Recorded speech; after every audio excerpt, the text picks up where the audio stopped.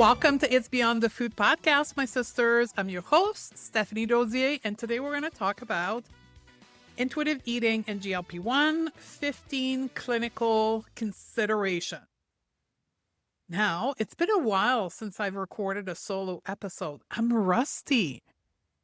The last time I think I recorded a podcast episode, kind of a solo episode like this, I think I was in Mexico.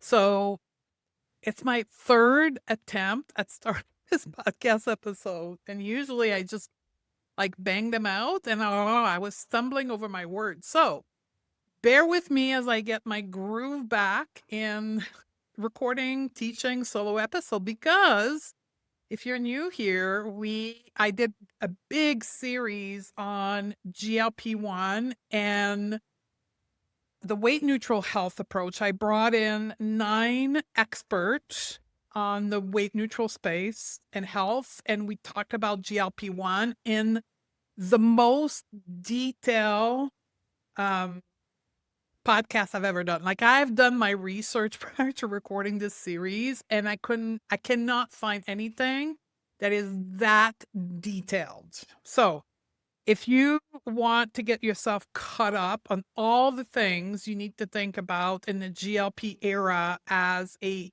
non-diet practitioner, an anti-diet practitioner, it's a mini course with all MDs, physician, PhD, researcher people, like top-notch information. And it's on my podcast feed, and in the show note, I'll put the link directly to the page on our website. And with a few of the experts, I think we're going to do a 2.0 next year, right? We're going to bring them back and talk about any research updates. So stay tuned for that. What else do I want to tell you? Yeah, I'm back home, by the way. So if you're listening on YouTube, you're seeing the background. I've been here since, I think, May, and I'm planning to stay here for the whole autumn segment of the year. I've got some things that needs to be done in my house, and I think I'm going to be here. So I don't think I'm going to be traveling, but stay tuned as this could be changing.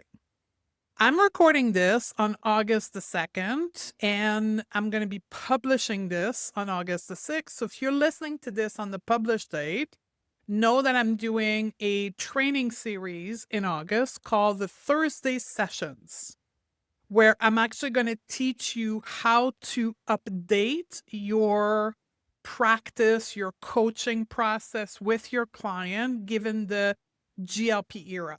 This is a training that I'm integrating in the non-diet coaching certification, but I took the highlights and I'm going to teach them for you for free in that Thursday series. So you may have missed the first part where we talked about the new angle of goal setting and behavior change, but no worries.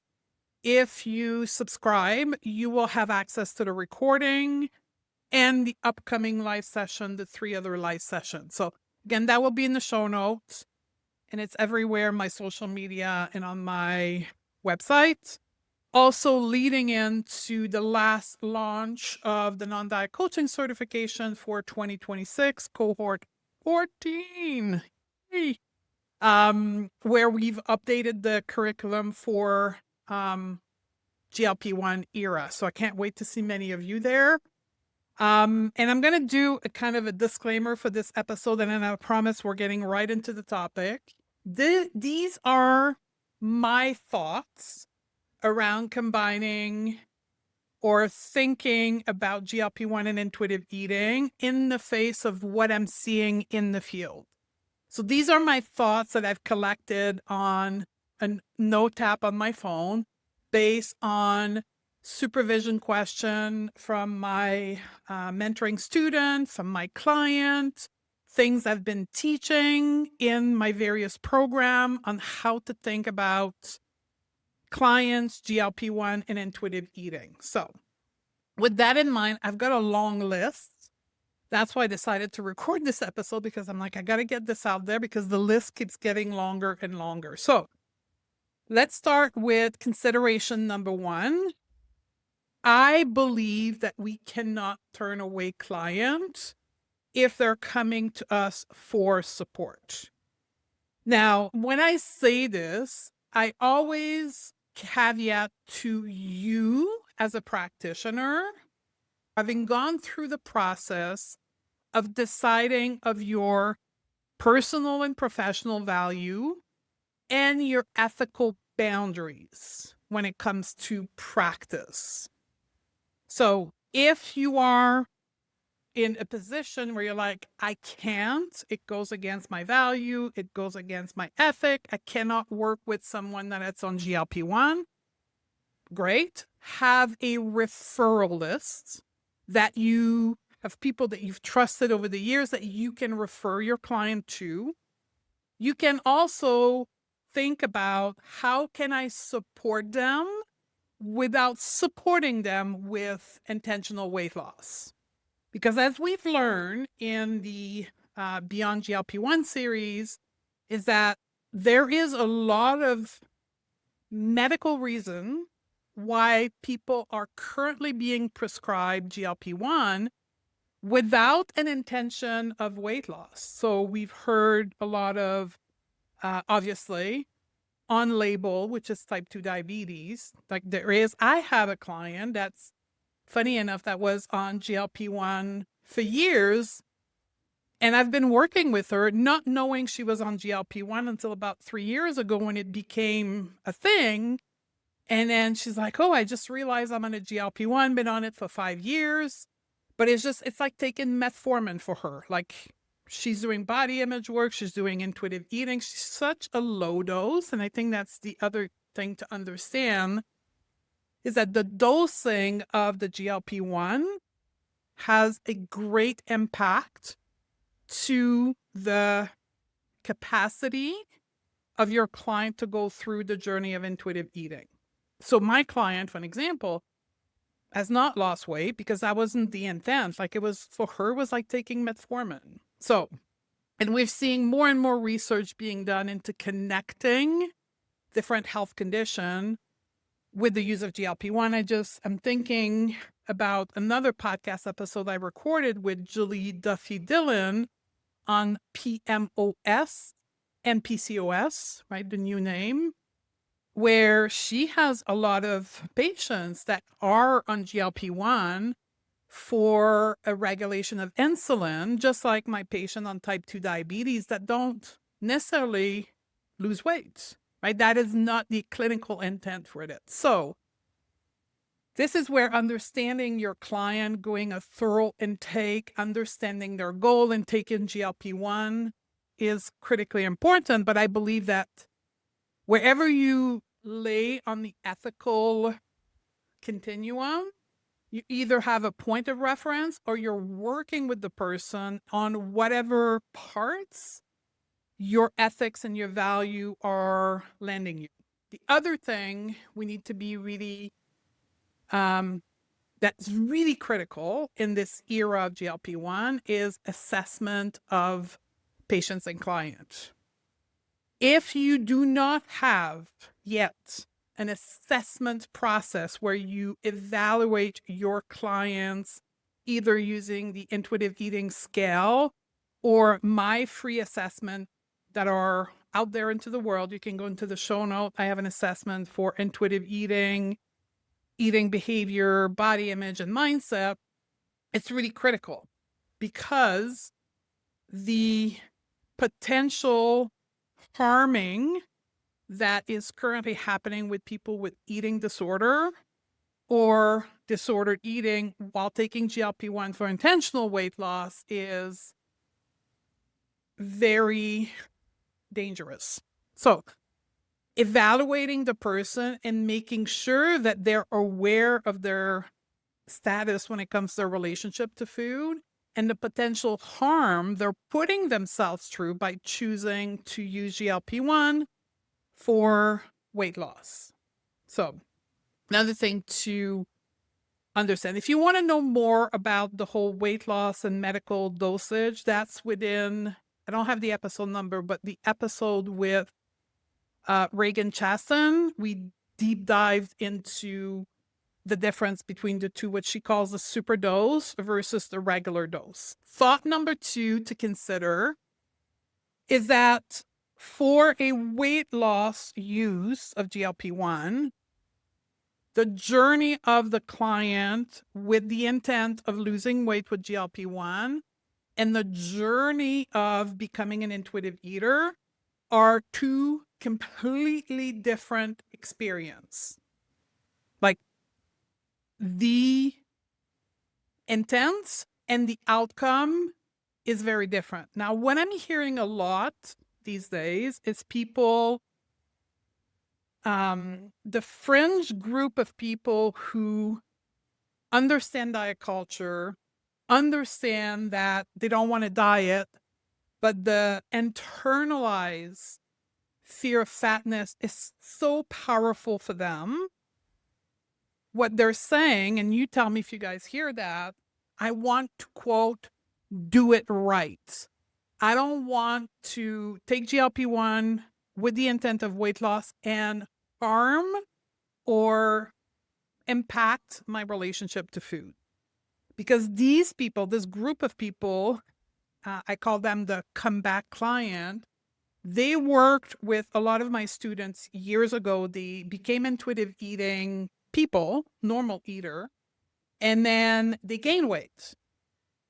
And then GLP-1 came into their awareness, and they're not like scientists, they're not health professionals. They just saw, oh, I could lose weight. So they want to lose the weight because the internalized fear of fatness is still present in them because they haven't done that level of work. They haven't finished this work, whatever the reason might be. And they want to keep their normal eating behavior, their intuitive eating behavior, while taking GLP-1 for weight loss. So a lot of my mentees are seeing those people come in and asking questions. And I think this podcast episode will help you with that. But one thing to make clear to your clients and patients, and these are two different journeys, and it is most likely that using GLP-1 for intentional weight loss will impact negatively their relationship to food and their body image as well. And it's not a personal failure. It is the side effect of the medication. That's how the medication is intended to work in order for intentional weight loss to happen. It does reduce, and we'll talk about that, hunger, fullness, and satisfaction capacity. So your client will go through that journey.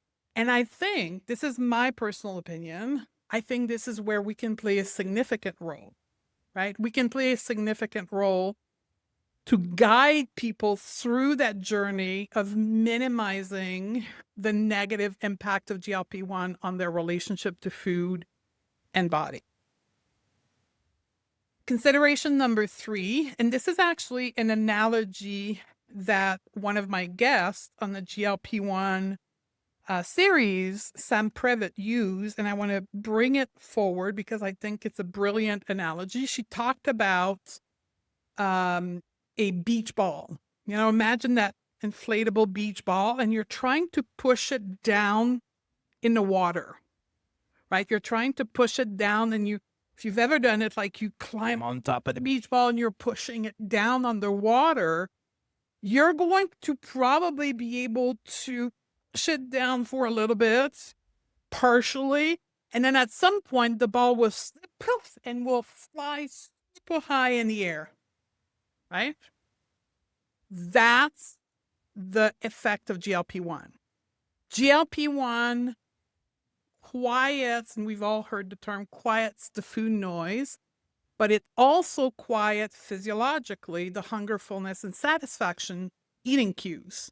The interoception awareness, the ability to sense these 3 eating cues, is suppressed. And we all know what happened when we think of it as using willpower and discipline on the hunger, right? You can, for a while, use willpower and discipline to reduce your hunger signal. But at some point when it comes back, it's going to come back with a vengeance. That's what she's seeing in her practice, and she has a team of, I think, 10 or 12 intuitive eating dietitian, and that's what they're seeing. They're seeing the beach ball below the water effect, the bounce back on the eating cues and the food noise is significant post GLP-1. So if you're working with someone post GLP-1 and they're completely overwhelmed, and most likely they're thinking it's their fault, right? They're thinking they did something wrong. They did nothing wrong. Again, that was the intent of GLP-1. And that's how human psychology and physiology respond to suppression. Instead of being a suppression of willpower, discipline, calorie counting, it's a medical suppression. That's the only difference. But the reaction of the human system is the same. Which brings me to point number 4, which is probably going to be the most extensive of all the points, so bear with me. So we're going to break down the 3 eating cues individually, and I'm going to share my thoughts on the impact of GLP-1 during and post with hunger. So again, keep the analogy of Sam on the beach ball below the water. So we know that GLP-1, the mechanism by which GLP-1 at what they call super doses induce a suppression of the hunger by keeping the food in the stomach longer. And also that has yet to be identified how, but also on brain receptor. So there's 2 kind of ways by which GLP-1 suppress the hunger. So people will, while using GLP-1, have an inability to feel their hunger. So if you are working with someone with GLP-1 during the phase that they're taking GLP-1, you actually, in my world, I call that functional eating, where you're going to have to, or some people call it mechanical eating, you're going to have to move them to a set schedule of eating, because one of the risks is that they not only undereat to lose weight, but also create nutritional deficiency. So they're no longer going to be able to rely on their eating cue to guide their food choices. They're going to have to come back to the basic of gentle nutrition, making sure they eat enough. So what seems to be working the best is smaller meal multiple times a day. So schedule of 3 to 5 meals a day. And also being very attentive to the food that goes into the meal. Protein, fats, and carbs to prevent nutritional deficiency. Lots of fruits, lots of vegetables to bring in the micronutrient, and you treat macronutrients. So very intentional. And that's the big difference between intuitive eating and a mechanical type or functional eating, where you have to understand gentle nutrition, the basic of nutrition, and then make sure that you are, I hate to use the term, forcing them into your food choices, right? Into the food that they're going to eat during the day. So if left on their own device and not thinking about gentle nutrition, mechanical and functional nutrition, that's when sarcopenia, nutritional deficiency can happen. And that's also what we're seeing in the media as extremely rapid weight loss happens, because people literally undereat. I've seen some people in some, call it unreliable information, but social media, like eating 500 calories a day. Because they're like, what, I'm not hungry, I'm just going to lose weight faster. You understand the gimmick here? So if you're working with a client during the GLP-1, we really need to kind of move away from using satisfaction. And I'll talk about satisfaction in just a minute from another angle, but really come back to basic 101 nutrition with gentle nutrition. Let's talk about fullness. Again, due to the nature of those medications, the fullness will happen faster. Therefore, there's a severe risk of undereating. we'll go back to, I'm not going to repeat everything I said with hunger, but their ability to sense fullness. I call it almost a false sense of fullness. And this is what the work you will need to do with your client post GLP-1 is you need to go back to the basic of intuitive eating and reestablish a connection to the fullness cue, to the hunger cue, to the satisfaction cue. Use the scale, use the different tools that you have in your intuitive eating coaching box to reteach people how to connect with their fullness. And that will be challenging in of itself to connect with fullness. But when we layer the fear of regaining the weight, that's a whole other can of worms that we'll talk about shortly in this podcast episode. We'll talk about the third eating cue, satisfaction. Here's one thing that I learned on the GLP-1 series is that we do actually have GLP receptor on our tongue. I did not know that, right? By the way, that's part of the reason why I did this series was to take a deep dive myself in GLP-1 and really educate myself so that I can integrate that in the teaching of the certification. So satisfaction receptor are being negatively impacted because of the GLP-1 medication. And we also know that there is a mechanism by which the reward center of the brain is being impacted by GLP-1. Now, there's very little research being done on that at this point or anything that has been published. We just know that there is an impact, but they don't understand, as the recording of this podcast, August 2026, the mechanism.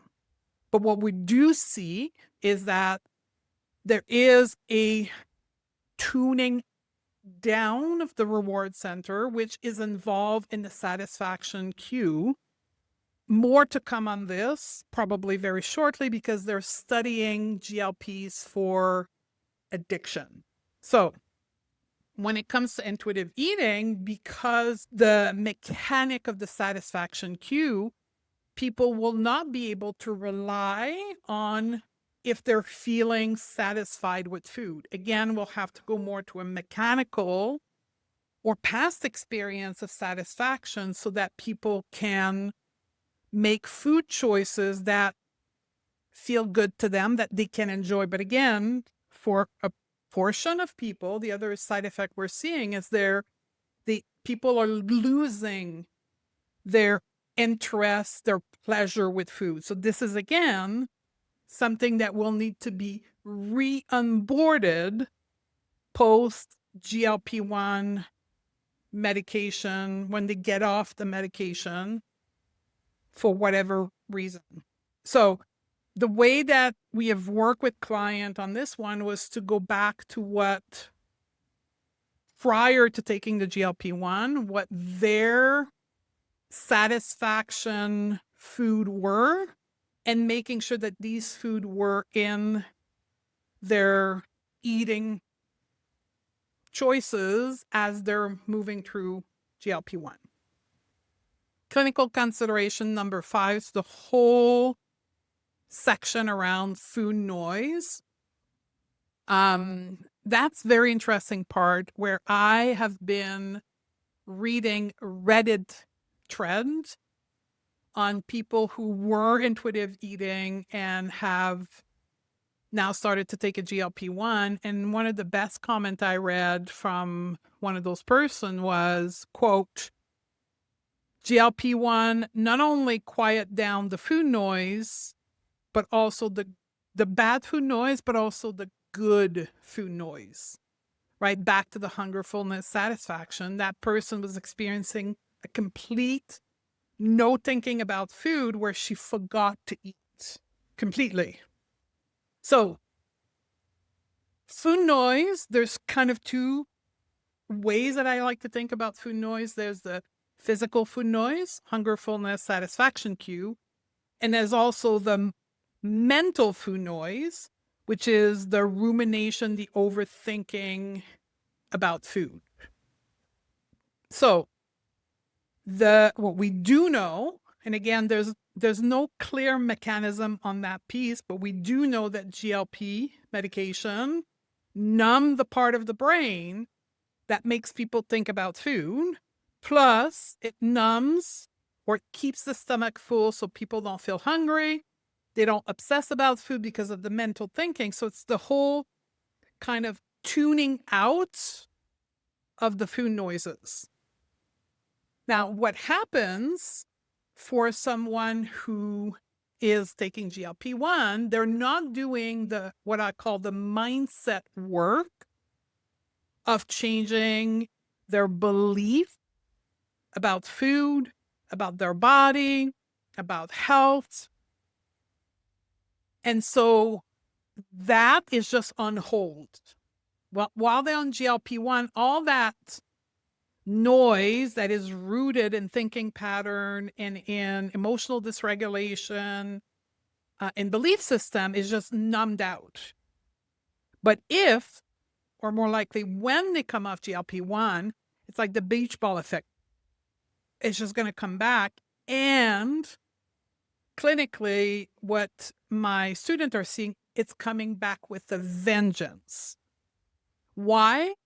Because they have all the stuff from before, and then there's a new layer on top of all the noise from before is, oh my God, I don't want to regain the weight that I just lost. You know, the post-weight loss phase, the deep-seated fear of not regaining the weight. And that's where the quotation I keep hearing, quote, I want to do it right. They want this time of losing the weight to be the, quote, right one where they'll never gain the weight back. So the food noise, and what I also call the body noise, is amplified, like significantly amplified post GLP-1. So I think the best approach at this point is, if you're working with the client while they're on GLP-1, is to make sure they are aware of that this will likely, the food noises that they feel so relieved doesn't exist will come back. So let's start working on changing your beliefs, thinking pattern. Let's teach you some tools right now to regulate your emotion, to be able to regulate your nervous system so that when you do remove the GLP-1 and that beach ball effect come back, you've got some tools on board. And I'll be quite honest with you, this is where probably my graduates for the non-diet coaching certification excel at, because that's what we teach in the certification, is all these tools, right? Thought work, self-coaching, riding the wave, emotional intelligence, nervous system regulation tools. And they have that in their coaching toolbox, in their practitioner toolbox, and they're able to teach that to their clients. So I'm going to make a statement here, but if you don't have that toolbox, if you're not able to work at the thoughts, belief level, the emotional level, then you're probably under-equipped to help people that are taking GLP-1 and will at some point stop taking GLP-1, because these are the tools they desperately need when they offboard GLP-1. So, and I'll close that section to say this. I sent an email to my community, I think it's on Saturday, that said, like, here's the 5 practitioner coaching skill set I'm seeing in people that are thriving right now in the GLP era. It's because they're like way beyond just intuitive eating. They're able to coach at the emotional, mental level. And that's why they're thriving, is because they've expanded their scope of practice to be able to cover all that their client needs. They don't need to refer them out for the mental and the emotional piece. Okay, the sixth consideration is the body image work. So number one, when I referred to assessment, if you are onboarding people who have been or are on GLP-1, to me, a body image assessment is non-negotiable. Just like the eating assessment for disordered eating and eating disorder is non-negotiable, to me, it should come with the medication, but it's not, unfortunately. I talked about that with Marcy Evan. Like, if we can, as practitioner, lobby the regulating body, would be to make the eating disorder assessment mandatory prior to prescription of GLP-1. But that's a discussion for another day. But go grab my body image assessments, because that is the cornerstone of this whole thing. This whole, like, how do we manage intuitive eating with GLP-1? And I'm going to kind of split that into two sections. We've got the people like my client I was telling you, who's been on GLP-1 for probably 6 years now, didn't even know she was on GLP-1 until GLP-1 became a thing, never lost any weight, not taking it for weight loss, she's taking it for type 2 diabetes. So leave those people alone. Like, to me, these are a separate group. But these are the minority, unfortunately. Like, these, I don't know the statistic, and I don't think we do have a statistic, but in my world, these are the minority. The bulk of people are taking GLP-1 either for pure intentional weight loss at an aesthetic level, or because they have been counseled by a physician that believe in weight-centric health, which, right, it's the whole model of weights equal health. So whatever health condition they have, oh, if you lose weight, your health condition is going to get better. So here's a GLP-1. That's the vast majority of people. Therefore, body image is at the center of their desire to take GLP-1. So body image work has to be done, needs to be done, will need to be done. Otherwise, they will continue the pattern they were on before. Because what's fueling the fire before the GLP-1 will be there at some point after. Because we do know the weight regain post GLP-1 is significant. I'm not going to quote a number here. Go listen to the Beyond GLP-1 series with Reagan Chaston. She'll give you the exact statistic, but it's a large percentage and it comes back really fast. So, by the nature of the choice of using this medication for most people, body image work needs to be done.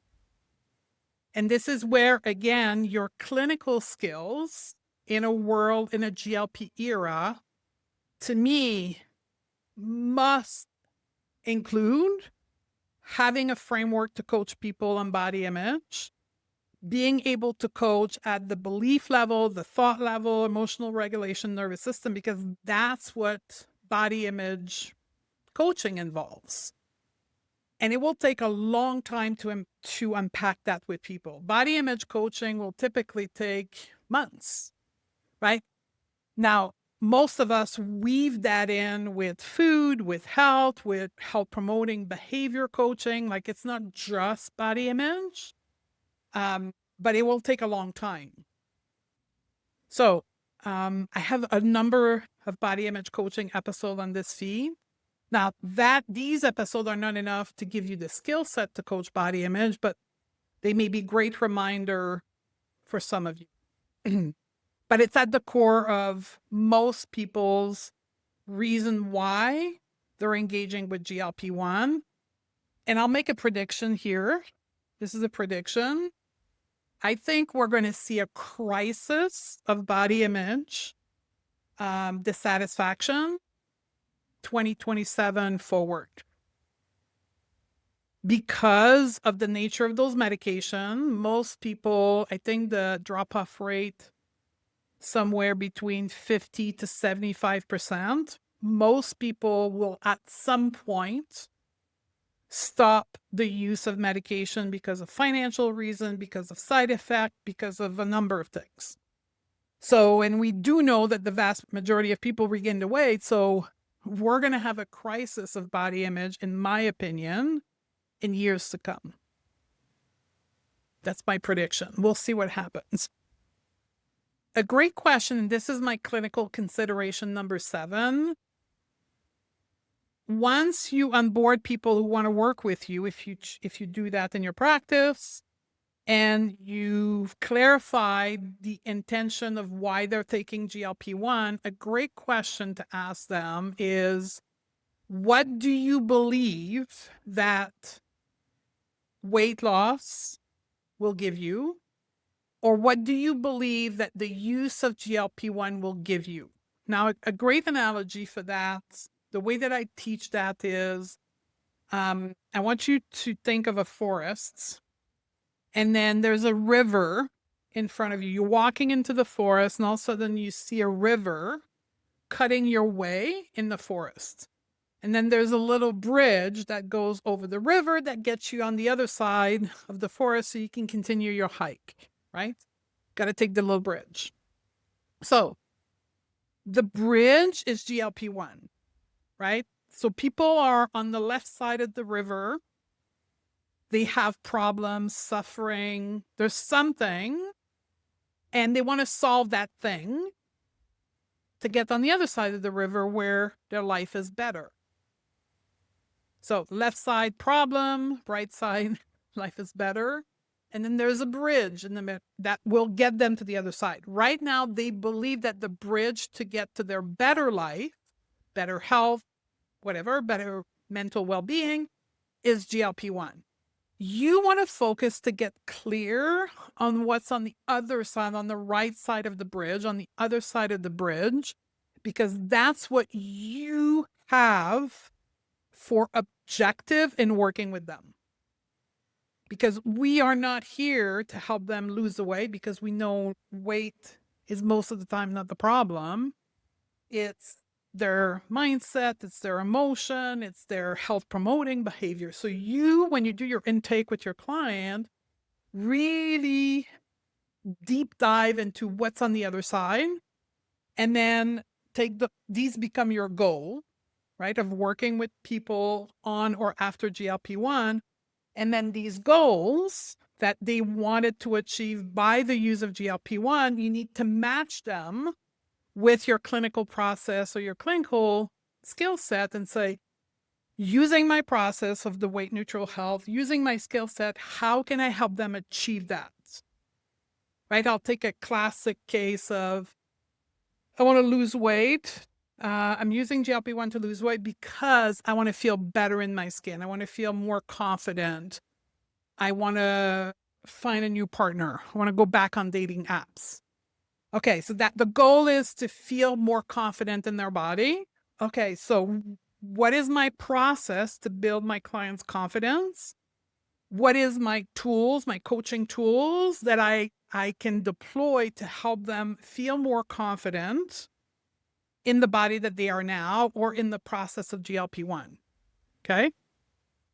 That's how I want you to think about the right side of the bridge, or what do you believe will happen as a result of taking the GLP-1. Consideration 8, what I call health promoting behavior.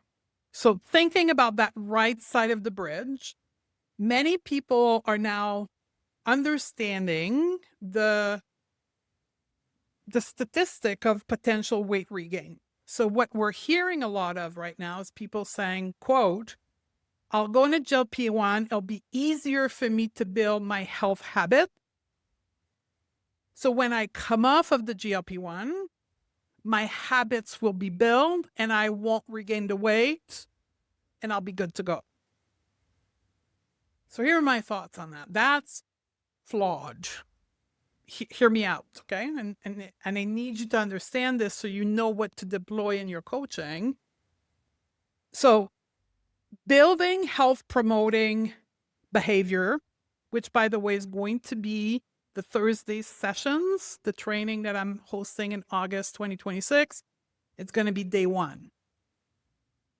Building new behavior, health behavior in our case, does require you be building the skill set to cope with the things that get in the way of your health behavior.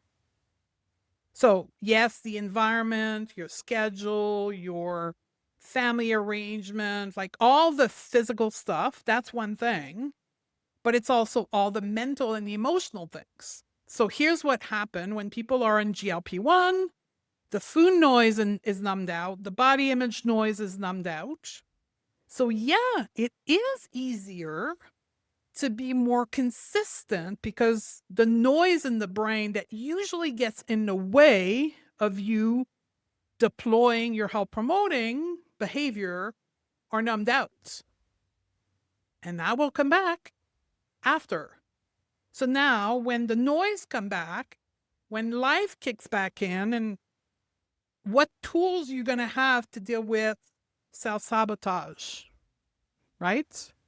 Lack of motivation, because we do know through research that weight loss motivated health behavior are not sustainable.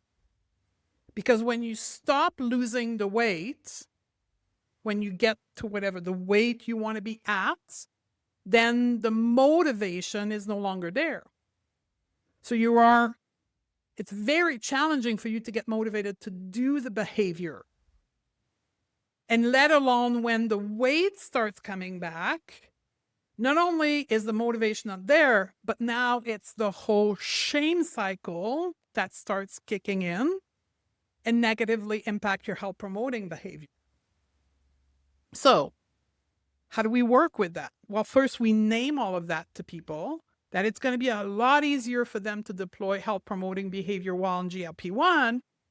But I'm here to teach you all the tools to deal with all the things. So when you do stop the GLP-1, you will have tools that you will be able to cope with the real life coming off of the GLP-1. We can work with people on, sleep hygiene, joyful movement. We can talk about rest. We can talk about emotional intelligence, on how to deal with our emotion. We can teach them self-coaching tools. So when the food noise come back, they can address it. But it remains that it will be a hell of a lot more challenging post GLP-1. So yes, we can work with health promoting behavior while they're on GLP-1. I think that needs to be our focus, right? Because if we're not helping them lose weight, we have to help them with health promoting behavior. That's why we're there. And we explain to them what's going to happen after. And then we teach them a whole bunch of tools. So when the post GLP-1 noise come back, they will have tools to deal with that other side of that bridge. Consideration number 9 is rejecting diet culture. And that's a huge tension for people that are working with GLP-1 people, because the 80%, this is Stephanie's number, but the vast majority of people taking GLP-1 are taking it to lose weight. Therefore, they're believing that to be happier, healthier, it's the outcome of losing weight. So our work, the mental and the emotional work, while we're supporting them, unpack all of that to introduce them to health at every size, to introduce them to weight neutral health, to introduce them to diet culture, to introduce them to body image work is essential. But it's going to be very tense. Like, this is the most challenging work that my mentees are facing, is having to do this work while the person is focused on losing weight. It can be done, but it's going to be much more difficult, much more slower. For those of you who've read the intuitive eating book, you probably heard or read Elise and Evelyn talking about, quote, putting weight loss on the back burner and why it needs to be put on the back burner in order to be moving forward with intuitive eating. Now, that tension is there. So that work can proceed while they're on GLP-1, but it's not going to be efficient. It's not going to be very productive. Because in the brain, these are competing belief systems. Like it's like they're going to be, those two sets of belief system are going to be like fighting each other in their brain. So introduce the topic, talk about it, but this is a work that needs to be done after. The other tension, which is clinical consideration number 10, is that intuitive eating is not a weight loss tool by definition. So this is, I think, where the intake process needs to be extremely clear that, yeah, you can work with them with intuitive eating, but it cannot be a tool for weight loss. And when they stop taking the GLP-1, if they do stop, then we will have to continue to work together to re-onboard hunger, fullness, satisfaction. And you will find yourself, by nature of the medication, eating more. So you're going to continue to need my help post GLP-1, because intuitive eating cannot be a form of weight loss maintenance or weight loss. Again, big tension here. Which bring me to the clinical consideration number 11, the whole binge restrict cycle. What's like one of the things I learned doing the Beyond GLP-1 series, talking with Marcy, when I did my research, I found that there's a current line of research. There's a researcher out there who's studying the use of GLP-1 for binge eating disorder. It just like blew my mind that somebody would do that, but come to find out it was one of the manufacturers of GLP-1, right? Right now they're exploring the manufacturer of GLP-1. They're exploring all the different conditions that they can attach to use of GLP-1 to, in order for them to continue their revenue generating venture, because of the high drop-off rate of people. Like, people are trying it, getting off of it. They need to replace that with the next group of people. But actually, as we all know, in the binge restrict cycle, it's like the beach ball expression of Sam, right? It's going to be suppressed and it's going to come back with the vengeance. And here's my fear. My fear is that people will come off of the GLP-1 medication and they'll be met with the weight regain, and it will amplify the disordered eating behavior. And we know from talking with Marcy, it's amplifying significantly eating disorder. So I think not only will we have a body image crisis, we will have a re-amplification of disordered eating post GLP-1, simply because of the nature of what the medication are doing and the fear that people have to regain the weight, and the length at which people are going to go through to avoid the weight regain, which will be to restrict their cycle. Because what some of my mentees are seeing is that people are coming off GLP-1 and they're determined to be the exception to the statistic. And then very quickly, within days, like 1 week cycle of the medication, when they're stopping, they're starting to eat as much as they were eating before. And they are paralyzed with fear, because like, oh my God, like I'm eating as much as I was eating before. Oh my God, I'm going to regain the weight. So there's a lot of psychological and emotional work that needs to happen. And all of our counseling skills to avoid, as much as we can, increase disordered eating behavior or even slipping into eating disorder. So I don't have an answer for that. It's just a clinical consideration to watch, which brings me to the other one. We talked about eating disorder assessment or disordered eating assessment. All those red flags I've been mentioning through the episode needs to stay top of mind as people navigate out of GLP-1, like going back to calorie counting, going back to measuring food, going back to orthorexia, removing food group. Because what we've heard also, I did a reel. If you're watching my Instagram account, I did a reel that went viral a week ago about the high drop-off rate of GLP-1. And the reel went viral on Facebook on a very different segment. Usually my reels go viral with manosphere and red pill people, but this time it went viral with women in GLP-1 Facebook groups.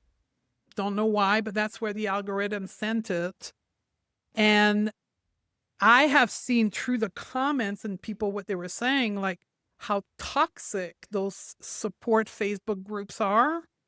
And one woman said, it feels like we're back in the 80s, low fat, low carb, low calorie. People are doing all of that at the same time and hope to not regain the weight, plus high level of exercise.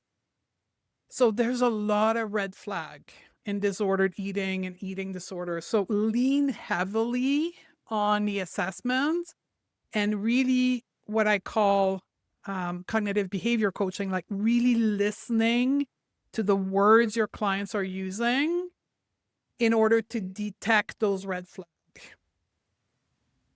Which brings me to clinical consideration number 13. At this point in time, in what we know of GLP-1 and intuitive eating, I do not believe that group coaching is the right container for this work. And Sam Previtt, who did the intuitive eating interview with me, does not believe the same thing. This is highly individual work. This is counseling. This is pure coaching at the individual level.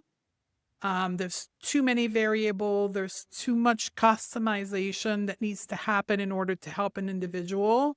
So, and to me, from a business perspective, that's amazing because this could be a whole other podcast episode, and I think I need to do one on business. But in today's online coaching environment, where we make the most money is one-on-one coaching. So to me, that from a business and a clinical perspective, that's the perfect place to be.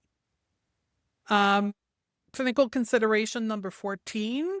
Some thoughts around specifically people who have left GLP-1, have stopped the GLP-1, and they're coming to you post GLP-1.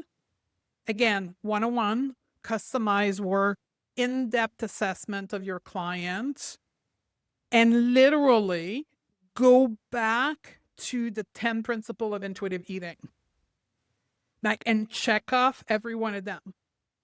Like your coaching plan after the assessment will be to go back to do the groundwork of every principle and re-teach all the basic principle of the 10 principle. Like baseline hunger training, baseline fullness training, baseline satisfaction training while doing the mindset, diet, culture, rejection mindsets, and being there with your clients. So one of my mentee has, she does one-on-one every week. And she has also, she's doing Voxer coaching, which is a messaging platform. For the first 6 weeks when people stop GLP-1, because of the food noise coming back and the intense fear, So she charges more to have that high level of presence the first 6 weeks post GLP-1 to be able to support them with the intensity of the beach ball effect coming back out. Now, there's another trend we're seeing. I want to call this out, but I don't have an answer for. There's this phenomenon of called, quote, titration. There is no scientific evidence to the titration off GLP-1 that it will retrain your body. There's no clinical evidence as we know of now, but we're assuming it's coming from those Facebook groups. People are they're believing if they titrate from their super dose back to a lower dose, they will somehow avoid the weight regain. But there's no evidence for that. So more to come on this. But as of now, it's a trend. And clinical number 15. We've been together for an hour, folks. Thank you for sticking with me. If you're still here, thank you. To the answer, can GLP-1 and intuitive eating coexist? Yes, but. That's my answer. Yes, but. Very nuanced, very individualized, and very driven on expectation from the patient client side. Yeah, I can help you, but know that after all of this, blah, blah, blah, all these things will need to be done. I will support you during with this. Like, it needs to be transparent from you what can be done during, what will need to be done after, and why it needs to be highly customized and it needs to be long term. And if you do choose to go down that path, be sure to stay very aware of the latest research and the latest finding from a credible source. Don't rely on your client, on hearsay, what you're seeing in the media, because it's all bias. So subscribe to Reagan Chasten's Substack. I think she has a podcast now. She's just come out as of August 2026. Stay connected to credible sources so you can be the source of unbiased information for your clientele. And you can really customize your coaching approach to your client based on facts instead of marketing information that people are finding on the wide world of the internet. These were my notes on my phone. I hope they were helpful for you. I would love to hear from you. If you're listening to this and you have things I didn't cover that you're like, oh my God, what about this? What about this? What about this? Send us an email, info@stephaniedodier.com. And maybe I'll do a part 2 to this episode based on your question. Even DM me on Instagram. And I will maybe do a part 2. So if you want to take the next step and gain those skill sets and gain this ability to work with people, that's where the non-diet coaching certification comes in. The next cohort will start the week of September the 14th, and we go on for 6 months working to develop those skill sets. And if you're like, well, I'm not sure, come in the Thursday session and you'll get a kind of a sense of what it is that we do in the certification and also how I teach. And if you are a person listening to this that are not a professional, but you stumble onto this and you're like, oh my God, that was so helpful. The way for you to work with me at that level would be groundwork, which will reopen for the next cohort at the end of September. Thank you for being here, my sister.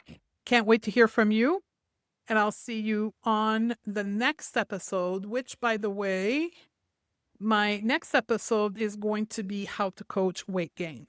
So I think stay tuned for that. I'm going to share my process and the one that I teach. And that's going to be another tool in your toolbox. See you then. Want to coach behaviors, not bodies? Learn the mindset tool and the method that create real changes? Join the waitlist for the next cohort of the non-diet coaching certification at stephaniedodier.com/waitlist. That's where the real training begins. And I'll see you on the other side, my sisters.